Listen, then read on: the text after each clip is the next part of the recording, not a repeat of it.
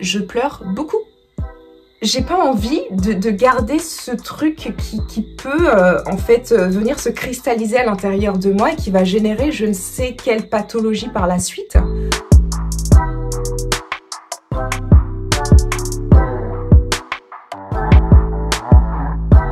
Hello! Vidéo du soir, vidéo un peu différente de celle que j'ai l'habitude de poster jusqu'à maintenant, mais je pense que ça fera partie de mes posts, de mes partages, puisque l'aspect aussi extérieur de notre être est important, mais toujours en ramenant ça à un aspect intérieur. Donc, comme l'un de mes slogans de prédilection, de l'intérieur vers l'extérieur. Donc dans cette vidéo, je vais vous partager une petite routine, ce que j'aime bien faire de temps à autre.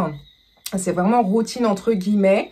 Ça me rappelle mes débuts sur YouTube où je partageais des hauls, des tutos make-up. Là, je vais vous montrer ce que je fais pour avoir une peau saine, une peau qui me convienne au niveau visuel, avec des produits simples, des produits facilement accessibles, au plus possible du naturel et du fait maison.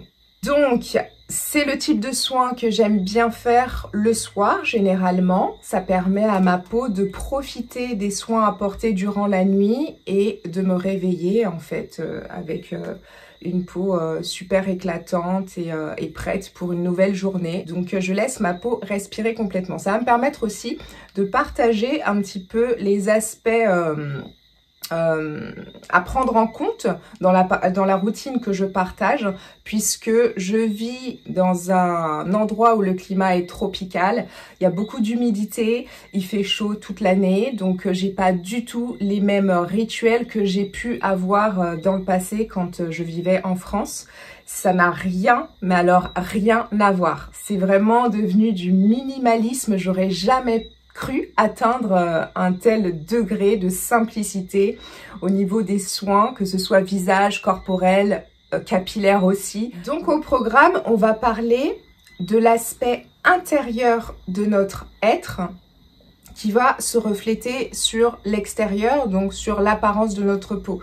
C'est vrai que le visage, l'apparence visuelle en général, c'est quelque chose d'important quand on rentre en contact avec quelqu'un. Quand on interagit d'une manière générale dans la société, c'est la première chose qui est vue. Donc c'est important d'y prêter attention effectivement, mais surtout de ne pas oublier que tout ce qui se passe à l'intérieur va se refléter à l'extérieur. Donc on va rester focalisé sur le visage aujourd'hui. Et on va parler des aspects intérieurs, des émotions, de l'alimentation. Et dans le même temps, je vais partager des petites astuces et le protocole que je mets en place pour prendre soin de ma peau. Donc je vais faire ça en même temps pendant que je vous parle. Alors, premièrement, là je vais commencer par me faire un gommage. Je dirais plutôt une exfoliation. Puisque avant je faisais des gommages. Et c'était vraiment des gommages, c'était robuste. Donc petite précision, j'ai pas du tout une peau sensible. J'ai une peau qui est hyper tolérante, hyper cool. Donc je me souviens qu'auparavant, j'ai pu faire vraiment un peu des tortures à ma peau parce qu'elle me permet de faire à peu près tout. Donc au niveau des gommages, j'utilisais des grains beaucoup plus épais que ce que j'utilise là, que le gommage que j'ai fait aujourd'hui. Donc c'est un gommage qui est fait à base de sucre complet de canne avec du miel, un peu de jus de citron et de l'huile de sésame. Donc tout simple. Si vous voulez faire un gommage, je pense que vous avez déjà entendu parler de cette recette. C'est le plus simple et généralement c'est ce qu'on a à portée de main tout le temps dans la cuisine. Donc du sucre, un peu d'eau ou de l'huile, déjà ça suffit très bien pour vous faire un petit gommage. Préférez le sucre très fin, le sucre complet est très très fin, même comparativement au sucre blanc. Donc si vous avez la peau sensible surtout, utilisez bien quelque chose de fin qui ne va pas agresser votre peau. Donc c'est pour ça que là je dis que c'est plutôt une petite exfoliation que je vais me faire. J'ai la peau bien sale de la journée, donc c'est l'idéal, hein, on ne se lave pas le visage avant de faire cet exfoliant. J'espère que je ne vais pas en mettre partout. C'est parti. Alors, c'est super agréable. Je sens que j'ai des grains qui tombent sur mes cuisses, c'est super. C'est très agréable. Moi, j'adore le contact, en fait. Les ingrédients avec les doigts, avec la peau, c'est super. Donc, je vais pas m'éparpiller parce que sinon, la vidéo, elle va être trop longue. Au niveau intérieur, déjà, une chose qui est super importante et dont on entend beaucoup parler, c'est l'alimentation. Tout ce que vous allez manger, votre peau va en rejeter les excès. Tout ce qui ne lui sert pas, tout ce qui ne va pas avec votre organisme. Donc, notre organisme, effectivement, il est bien conçu pour évacuer par les voies basses tout ce qui ne nous sert plus. Mais l'épiderme est aussi une voie d'épuration. Et généralement, on peut le voir sur la peau. Quand on mange, par exemple, trop de choses grasses, on aura tendance à avoir de l'excès de sébum, par exemple.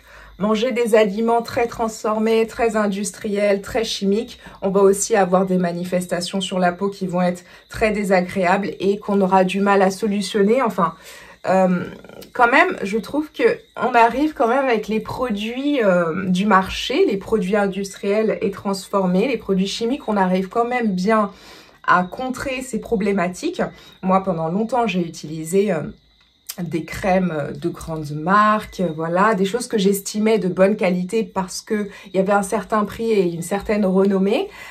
Je dirais que c'est un cache-misère dans le sens où ça va aller sur quelques années, mais au bout d'un moment, de toute façon, la peau va nous rendre en contre-coup tout ce qu'on lui a fait subir. Donc, c'est pas l'idéal. Moi, j'utilise plus du tout de produits industriels et transformés. Voilà, c'est pour une question de simplicité et puis voilà, parce que d'un point de vue général, je souhaite utiliser le moins possible de choses chimiques et non naturelles sur ma peau. Donc, l'alimentation joue un rôle très très important. Je pense que c'est une chose à prendre en compte quand on a certaines problématiques. Alors, je suis pas experte du tout, je suis pas dermatologue, je suis pas naturopathe, mais voilà, j'ai des notions et j'ai surtout des choses que j'ai appliquées, que j'ai expérimentées par moi-même au fil du temps. Et le premier conseil que je pourrais donner à toute personne, c'est vraiment d'essayer d'aller piocher à droite à gauche, effectivement, de vous renseigner, de faire des recherches et puis de tester les choses sur votre peau. Surtout si on est sur des choses simples, naturelles, minimalistes, vous avez peu de risques quand même de créer des dommages importants sur votre peau. Donc testez, connaissez votre type de peau, c'est important. Pour adapter ensuite avec les produits que vous allez tester dessus. Donc voilà, l'alimentation, un point important, je ne vais pas plus développer dessus, peut-être dans une autre vidéo, mais ici on a d'autres points à aborder, donc on continue. Alors ce que je fais du coup, c'est que je masse. Donc là c'est très collant, en fait la matière est très... c'est très visqueux, donc je rajoute un petit peu d'eau. Quand vous voyez que votre gommage, il est trop... il accroche trop, rajoutez un peu d'eau et tout de suite ça glisse. Voilà. Donc on va bien faire sur toutes les zones où généralement on peut avoir un excès de sébum qui va se... manifesté par l'apparition de petits boutons, de points noirs. Voilà. Donc là, je pense qu'on est bien. Ah oui, et j'ai pas fait, mais je le fais tout le temps, les lèvres. C'est super bien pour les lèvres. Parce que du coup, j'ai mangé une sucette. Parce que du coup, ça va permettre d'exfolier aussi les lèvres, d'avoir les lèvres toutes douces. On a aussi des peaux mortes sur les lèvres. Donc avec ce gommage, on enlève toutes les peaux mortes de la peau du visage. On permet à la peau de respirer. On réactive la circulation sanguine. Voilà. Et on prend soin de soi en fait. On est en contact avec son propre corps. Et on s'apporte de l'attention et du soin. Donc c'est bon. Je vais me rincer les doigts et je vais rincer aussi mon visage. J'ai un petit gant comme ça tout doux. Ça va me permettre d'enlever l'excès. Alors c'est vraiment un test, hein. Je fais ça en direct avec les moyens du bord. Je me suis quand même organisée. Donc voilà, pour le chapitre alimentation, je pense que c'est bon. Et ensuite, ce dont je vais parler, c'est de l'aspect émotionnel, en fait, qui va à coup sûr jouer un rôle important sur l'apparence de notre beauté visuelle au niveau du visage. Parce que la beauté, je pense vraiment que ce qui va déterminer notre beauté physique et plus particulièrement au niveau du visage, c'est ce qu'on porte à l'intérieur. On voit tout de suite sur une personne qui a des traits très marqués, qui a les traits durs, un visage fermé, un regard très ferme. On peut, sans connaître cette personne pour autant, mais on peut se douter que cette personne a des circonstances de vie qui sont pas simples. Ça se lit en fait, on lit sur le visage de quelqu'un, littéralement.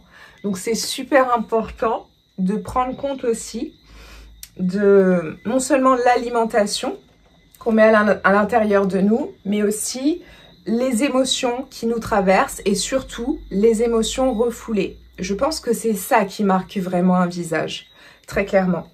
On peut voir, on a beaucoup d'exemples de célébrités qui dans leur jeunesse étaient genre juste magnifiques, qui étaient... voilà, qui ont eu de grands rôles au cinéma. Je ne vais pas citer des personnes, il y en a plein. Il y en a énormément comme ça. Et qui, là, en vieillissant, mais on se dit, mais comment est-ce qu'on peut devenir, en fait, aussi... c'est dur de dire laid, mais en fait, la laideur, ça n'a rien de péjoratif. C'est quelque chose des traits qui sont marqués, des traits durs, où on peut ressentir la souffrance, c'est défini comme de la laideur. En fait, tout comme le fait que certaines personnes ne soient pas photogéniques. Pour moi, la photogénie, vraiment, je pense, on voit une personne face à nous d'une façon et on va, sur une photo, se dire « mais c'est pas la même personne, ça n'a rien à voir, absolument rien ». Et en fait, je pense qu'il y a certaines émotions, certaines choses qui sont enfouies en nous, qui ressortent sur les photos. Alors, je ne saurais pas expliquer ce phénomène, hein. Mais je pense qu'il s'agit de ça pour la photogénie. Donc voilà, quelqu'un qui n'est pas photogénique, c'est pas quelqu'un qui est moche, et quelqu'un qui devient laid, c'est pas quelqu'un qui n'a pas de charme en fait. La laideur, on a chacun notre propre beauté. Mais on a des exemples de personnes qui, en vieillissant, effectivement, ont les traits qui se durcissent énormément et elles sont presque méconnaissables. Donc on va passer sur un autre point qui va donc déterminer notre beauté visuelle et surtout au niveau du visage, ces émotions. Et je vais prendre particulièrement une photo pour vous montrer un avant-après d'une personne qui, on s'en doute, porte énormément d'émotions, mais qui a vécu dans un laps de temps des circonstances bien dramatiques. Et pour voir vraiment à quel point nos émotions refoulées peuvent se manifester et définir notre beauté, l'apparence de notre visage. Donc avant de parler de ça, je vais simplement appliquer la deuxième étape de mes soins du soir. Donc là, j'ai un masque à l'argile. Voilà, l'argile qui est vraiment très bienfaisante pour la peau et pour de nombreuses autres choses. Donc j'en parlerai...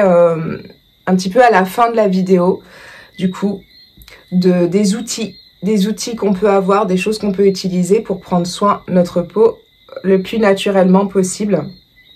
Voilà.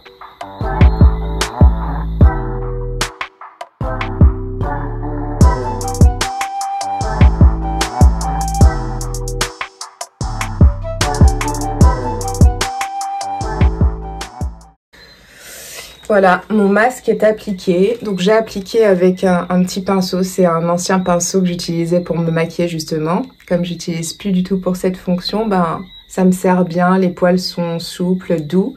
C'est très pratique pour appliquer le masque à l'argile. Et donc je vais laisser sécher, laisser poser. Donc à savoir que, j'ai dit sécher, mais l'argile on ne laisse pas sécher. Je le savais pas avant quand j'utilisais ça il y a quelques années. Donc ici j'ai un spray au cas où, si jamais ça sèche de trop. Donc bien humidifier, même avec un brumisateur. Humidifier quand vous sentez que ça tiraille, puisque l'intérêt de l'argile est de purifier votre peau et pas de la sécher et de la graisser. Donc voilà, on prête quand même attention à ça.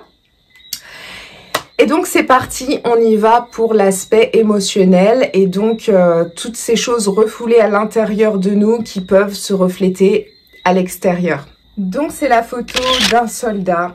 Vous avez la première photo qui a été prise en 1941 et la deuxième photo en 1945. Donc il s'est écoulé 4 ans entre les deux photos.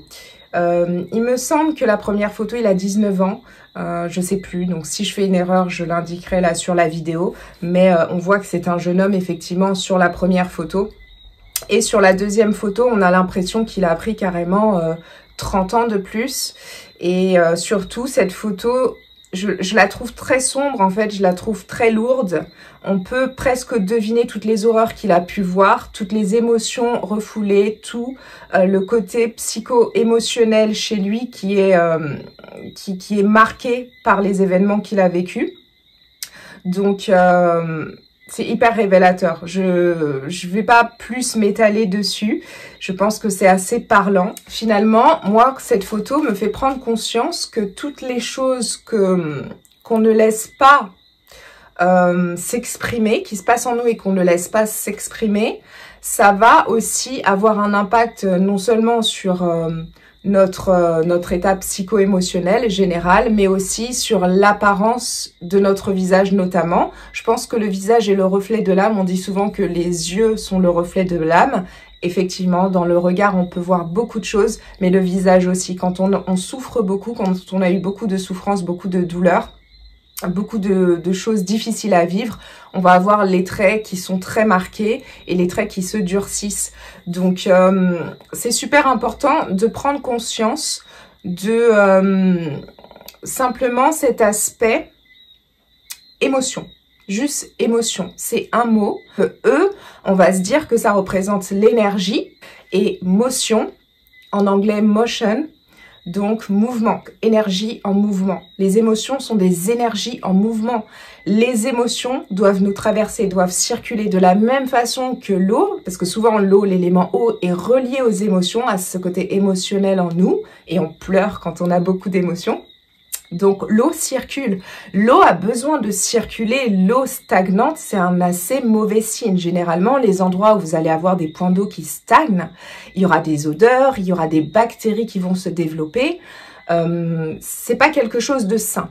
Et c'est pareil en fait à l'intérieur de nous, toutes ces émotions qu'on renferme, qu'on empêche de circuler. Donc circulation d'une émotion, c'est simplement, enfin je dis simplement à chaque fois, je sais que j'ai ce petit truc de simplifier tout. Il s'agit dans un premier temps de se laisser traverser et de conscientiser ce que je ressens. Là, je ressens de la douleur, cette personne, elle m'a touchée, voilà, d'admettre, d'accepter notre état intérieur, d'accepter notre ressenti. Donc c'est déjà une preuve d'amour envers soi-même et une union intérieure. Déjà, c'est le premier pas.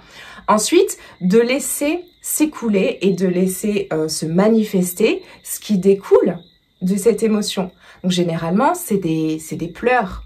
Voilà, si on prend les éléments et la nature, vous voyez la mer avec ses marées, et nous aussi on a des marées intérieures. D'ailleurs quand on pleure, c'est salé en fait les larmes, donc ça représente effectivement l'eau qui est présente sur notre planète Terre.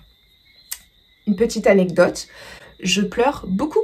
Je pleure beaucoup et souvent ça me fait rire quand je dis ça aux gens parce qu'ils ont l'air un peu étonnés, des fois attristés, mais c'est pas une question de tristesse en fait. C'est que maintenant j'ai compris qu'une émotion, je suis de plus en plus en connexion avec ce qui me traverse, vraiment, mais c'est un truc de fou. On se rend compte que tout est énergie et que waouh, on a énormément de capteurs à l'intérieur de nous. Et donc quand j'ai quelque chose qui me traverse, mais vraiment même une toute petite chose insignifiante, j'ai pas envie de garder ce truc qui peut en fait venir se cristalliser à l'intérieur de moi et qui va générer je ne sais quelle pathologie par la suite. Donc je me laisse traverser tellement que mes larmes coulent en fait. Mais je les laisse couler. C'est pas, je suis pas en tristesse à me morfondre. Je laisse les larmes couler. Et ça fait un bien fou. Je pense que vous le savez tous quand on pleure. Mais c'est pas uniquement quand on pleure, quand on a une grosse peine et que vraiment quelque chose qu'on a du mal à accepter et à intégrer. Juste se laisser traverser par toutes sortes d'émotions. D'ailleurs, il y a aussi des personnes qui pleurent de joie. Donc, c'est bien la preuve que les larmes ne sont pas négatives. C'est juste une émotion qui circule. Donc, ne pas oublier cette définition que j'avais entendue une fois et que je trouvais très résonante. Émotion, énergie en mouvement. Donc, laissons le mouvement se faire à l'intérieur de nous. Et surtout, ce dont j'ai pu m'apercevoir, avec ces moments où j'ai tendance à laisser les larmes couler, c'est que quelques heures après, je trouve que le contour de mes yeux est hyper apaisé. En fait, c'est comme si j'avais une nouvelle jeunesse au niveau du visage, comme si mes traits étaient reposés, mon visage était libéré de quelque chose qui aurait pu le plomber. Donc c'est libérateur. Et les personnes qui ont des grosses cernes et des grosses poches sous les yeux, on a tendance à se dire c'est des personnes, ça rend un aspect triste. Aujourd'hui, on a plein d'outils pour masquer les cernes. Donc c'est pas que c'est mal, j'ai utilisé ça aussi auparavant. Mais en fait, c'est pareil, c'est un cache-misère. Il faut aller travailler en profondeur sur l'origine de ces cernes et de ces poches sous les yeux. Et là, on aura moins besoin d'utiliser du maquillage, des filtres, voilà, des choses comme ça. Du coup, les poches sous les yeux, moi je vois ça comme une condensation d'énergie qui ne circule pas, des larmes qui n'ont pas coulé. Parce que forcément, si les larmes coulent des yeux, c'est que il y a une énergie en fait qui circule à cet endroit-là pour nous libérer. Et donc si cette énergie est cristallisée, si on la bloque, eh ben ça va se voir tout de suite au niveau des yeux. On va avoir des cernes et notre visage va paraître plus triste. Pareil, je trouve que c'est un sujet très intéressant, donc j'en ferai d'autres vidéos.